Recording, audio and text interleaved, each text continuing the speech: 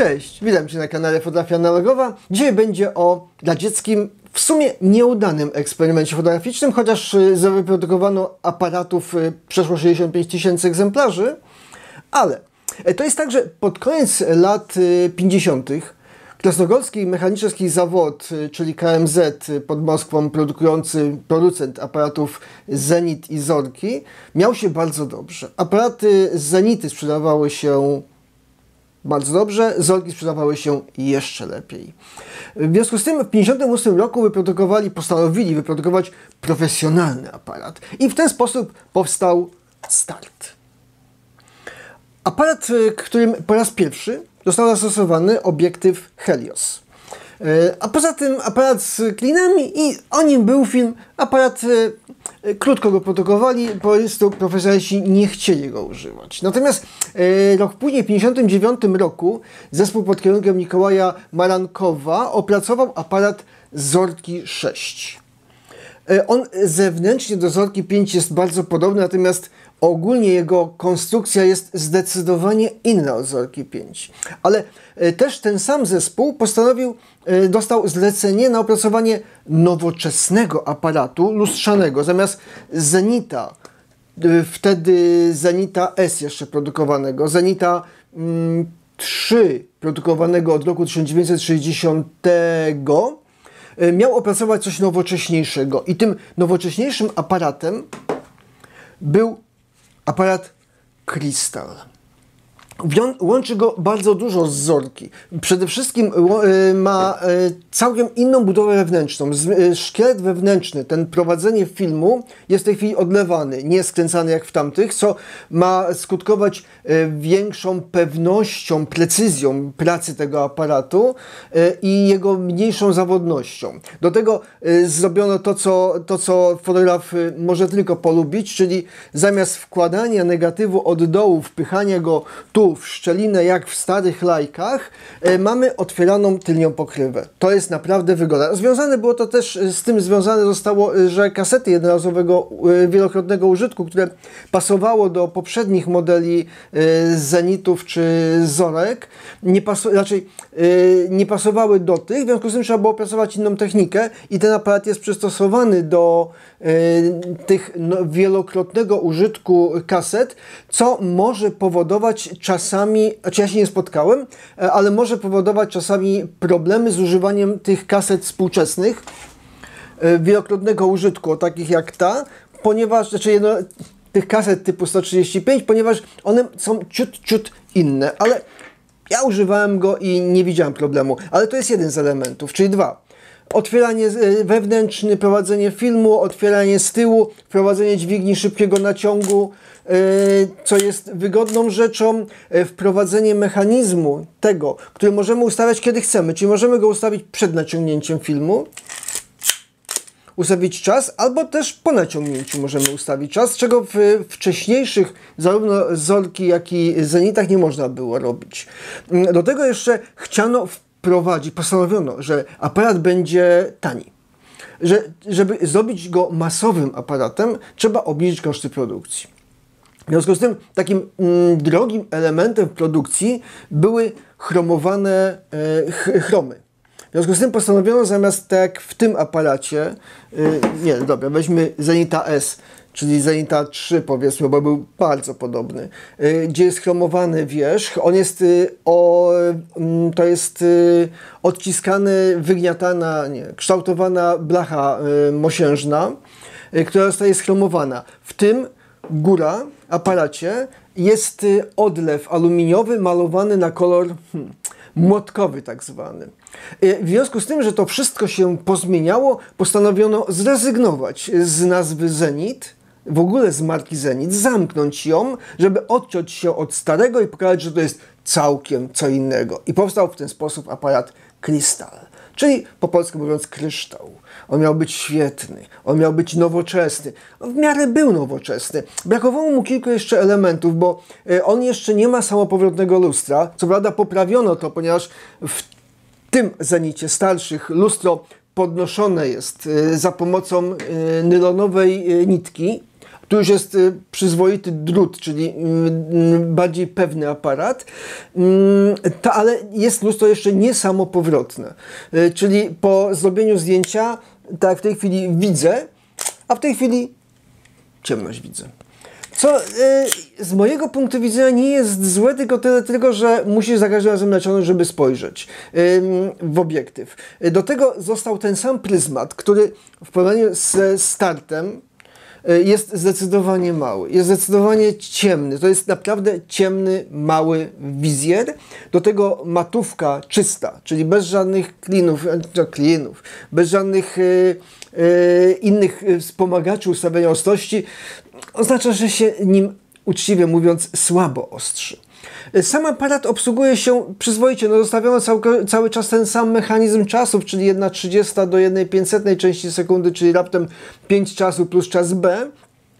Synchronizację lamp błyskowych, tak samo z możliwością, na nim jeszcze mamy możliwość przestawienia na lampy spaleniowe lub na lampy elektroniczne. Tu z góry przełącznik jest. Tu widać elektroniczne spaleniowe, które reguluje czas opóźnienia na błysk do lampy błyskowej. Natomiast sam aparat, to jest jeszcze tak, sam aparat bardzo szybko dostał w Związku Radzieckim określenie traktor, ze względu na jego żłobienia. To jest tak, że ja próbowałem się dowiedzieć, nie ja tylko, czy te żłobienia są wymuszone tym, żeby wzmocnić tą pokrywę, ponieważ to jest odlewany aluminium, czy dlatego, że taki był wzór. I w sumie nikt nie powiedział, że to musi być, ponieważ inaczej byłoby za słabe, albo nikt też nie powiedział, jaki był zamysł projektanta, czyli że nie, to chodziło o to, żeby on ładnie, nowocześnie, w stylu, jak to mówią, art deco wyglądał. Natomiast ten młotkowy kolor, on jest trwały. To widać po tym aparacie, który używam, a troszeczkę to nie jest mój aparat, to jest jeden z aparatów pana Piotra, który mi przysłał do recenzji, do tego, że mógł porobić nim zdjęcia i opowiedzieć o nim. Panie Piotrze, bardzo dziękuję. Kolejny ciekawy aparat, chociaż robi się nim ciężko zdjęcia, ale to dlatego, że robi się tak samo ciężko zdjęcia poprzednim Zenitem i jeszcze następnym też się robi ciężko, dopóki nie zrobili tego pryzmatu lepszego i nie stawili coś tam w tą matówkę oprócz zwykłej matówki. Aparat wyróżniał się jeszcze tym, że tutaj ja mam go, był sprzedawany z 2 obiektywami, można było go kupić. Z Industarem 50, tylko to już jest wersja, wcześniejsze wersje, tak jak w tym, ma literkę jeszcze czerwoną E, tu już były wersje bez E, lub z obiektywem Helios 44, nowoczesnym, jak to wtedy się określało, szybkim obiektywem, ponieważ miał ładne światło 2.0, z światła miał tylko 3,5. To jest tak, że ja byłem bardzo ciekaw, dlatego robiłem nim zdjęcia z tym konkretnym obiektywem, bo byłem ciekaw, jak ten obiektyw się zachowuje. Przy czym to nie jest tak, że tak jak można spotkać czasami Industar 50, mistrz makro. To nie ten obiektyw jest mistrzem makro, bo Industarów 50 były 2 sztuki, do tego tu jest gwint M39. M39 teoretycznie taki sam jak wzorki, tyle tylko, że obiektywy od wzorki teoretycznie pasują, ale nic z tego nie wyjdzie, ponieważ mamy odległość pomiędzy obiektywem, tu widzimy, tu jest grubość aparatu pomiędzy mocowaniem obiektywu a filmem, a tu jest dłuższa o to, co potrzebuje lustro. W związku z tym, mimo tego, że te obiektywy teoretycznie są zamienne, to w praktyce, jak się im przyjrzymy, to ten jest trochę dłuższy, po to, żeby właśnie można było nim robić zdjęcia. Jeśli je zamienimy miejscami, to zdjęć nie zrobimy. Ponieważ ten obiektyw założony ten od Zorki założony do Zenita będzie obiektywem makro. Natomiast ja robiłem tym aparatem, to jest tak, tym obiektywem, to jest tak, same wrażenia. Ustawia się ciężko ostrość, ponieważ jest ciemna matówka i ten pryzmat jest ciemny. Natomiast same zdjęcia z Industara, to jest tak, to jest zdjęcie zrobione dokładnie tym zestawem. I w dobrych warunkach, przy dobrych przysłonach, znaczy w związku z tym, że ja miałem problemy z precyzyjnym ustawieniem ostrości, używałem troszkę większych przysłon. Czyli nie używałem przysłony 3,5, czy jak już to używałem przysłony 4, 5 i 6. podnosząc do góry, po to, żeby zabezpieczyć siebie przed jakimś wpadką czy błędem i w sumie nie miałem błędów ustawienia ostrości. Natomiast to zdjęcie, jeśli spojrzymy na nie, no nie można się do niego przyczepić. To jest bardzo dobre zdjęcie, to jest bardzo dobry obiektyw, dopóki nie skierujemy go pod światło. Mam tu jakieś zdjęcie pod światło? Chociaż nie. To zdjęcie jeśli spojrzymy pod światło, to on widać, że stracił na kontraście, ale nie aż tak dużo, jakby można było się spodziewać, że straci taki stary obiektyw. Miałem inny problem z tym aparatem. W związku z tym, że te pierwsze zdjęcia to ja robiłem w półtusku, poszedłem na spacer specjalnie z aparatami, czyli miałem go w torbie, wyjmowałem, robiłem zdjęcie, wkładałem do torby, wyjmowałem inny aparat, robiłem zdjęcie, chowałem do torby. Na szyi miałem wtedy jakiś aparat, który mierzył światło, bo tak często wychodzę, że biorę na szyję aparat z pomiarem światła, a według niego, ponieważ tu nie ma światłomierza, według niego ustawiam aparaty inne. I to była bodajże wtedy Minolta 5000. Ten aparat, którym był źródłem, wzorcem światła do wszystkich, które używałem. W związku z tym ja go wyjmowałem, naciągałem, robiłem zdjęcie i chowałem i zdjęcia mam czyściusieńkie. Natomiast wybrałem się ze znajomymi na spacer w Warszawie na robienie zdjęć, gdzie zabrałem tylko jego i światłomierz w kieszeni do niego i miałem go na szyi.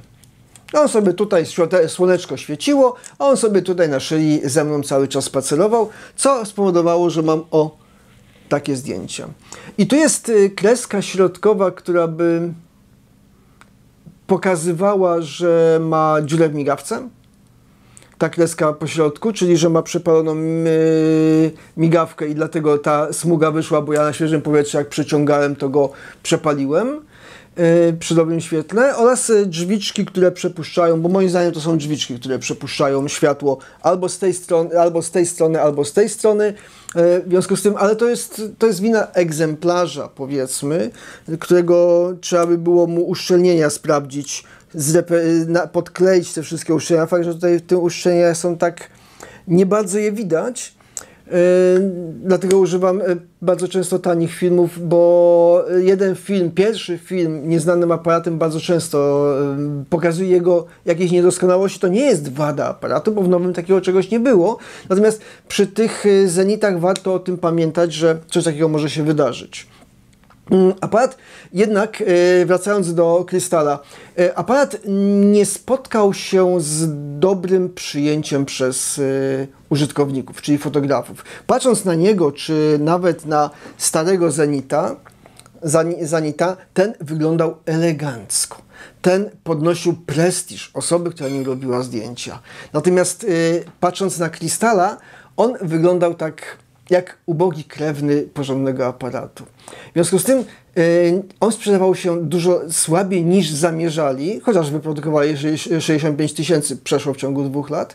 I mimo, że w tym momencie produkowali cały czas przestarzałego, cały czas Zenita 3, który wyglądał jak ten Zenit S, praktycznie mało co się różnił, który też się sprzedawał, ponieważ ludzie patrzą na niego i mówili, ale ten jest ładniejszy. I w związku z tym w 1962 roku podjęto decyzję o zaprzestaniu produkcji Krystala i rozpoczęciu produkcji, to jest tak, zamiast niego powstał Zenit 3M. Zamiast Krystala. Został od 1962 produkowany. Różnice między nimi są tylko w pokrywie zewnętrznej, czyli tu jest z powrotem tłoczona miedziana, mosiężna pokrywa chromowana, zamiast tej aluminiowej, malowanej na młotkowy kolor. I to jest więcej nie ma żadnych różnic między tymi dwoma aparatami. Obiektywy mogły być takie i takie, w związku z tym nie ma żadnej różnicy. To są poza tym identyczne aparaty, czyli jeśli masz Zenita 3M, to jest dokładnie ten nowoczesny Krystal, tyle tylko, że z inną obudową zewnętrzną. I ten aparat produkowali w sumie do roku 1970. Sprzedawał się dobrze, mimo tego, że wprowadzono Zenita F w 1965 roku, ale powstał Krystal 2. Projekt Krystal 2 powstał, miał się różnić właśnie tym, że posiada wbudowany światłomierz selenowy zewnętrzny oraz drugą nowością w Krystal 2 miała być samopowrotne lustro. I to wszystko zostało wprowadzone w Zenicie E Zenicie E w 1965 roku, właśnie samopowrotne lustro i światłomierz zewnętrzny selenowy, i to jest Zenit E, zamiast już Crystala. Jako marka, która się nie spodobała, nie przyjęła, w efekcie szefostwo KMZ zdecydowało o odejściu od tego nowoczesnego aparatu, powrotu z powrotem do sprawdzonego nazwy Zenita. Gdyby nie zrobili tej obudowy, tylko zrobili ją chromowaną, to prawdopodobnie byśmy dzisiaj nie znali Zenitów, tylko krystale radzieckie i rosyjskie i nie byłoby Zenita tam, nie wiem, jakiegoś tam, czy tak u mnie na biurku w tej chwili czeka na recenzję Zenita Automat, tylko był Crystal Automat, ale cóż, eksperymentowali i nie udało im się z tym, dlatego odeszli od nazwy, natomiast sam aparat był wtedy stosunkowo nowoczesny, dzisiaj jest stosunkowo przestarzały, da się nim robić zdjęć, pamiętać trzeba o tym, że uszczelnienia mogą być przeróżne, o tym, że obiektyw w efekcie ten Industar zaskoczył mnie, że jest całkiem dobrym obiektywem. To jest naprawdę przyzwoity obiektyw, bo ja do tej pory, jak miałem do wyboru, fotografowałem swoim czy którymś z tych aparatów Zenitów na M39, brałem Heliosa, ponieważ to jest bardzo dobry obiektyw, zwłaszcza ta wersja, którą tutaj mam, to jest ta 13-listkowa wersja, czyli najciekawszy, miękki, natomiast patrząc po ostrości, to on nie jest słabszy, a to może zależeć od egzemplarzy po prostu. Także jeśli Ci się trafi Crystal jako aparat, to możesz się nim zainteresować, chociaż jeśli masz Zenita 3M, to jest naprawdę to samo. Zapraszam do obejrzenia galerii zdjęć, zapraszam do obejrzenia innych filmów. Panie Piotrze, jeszcze raz dziękuję za pożyczenie aparatu, Tobie za obejrzenie filmu i na razie.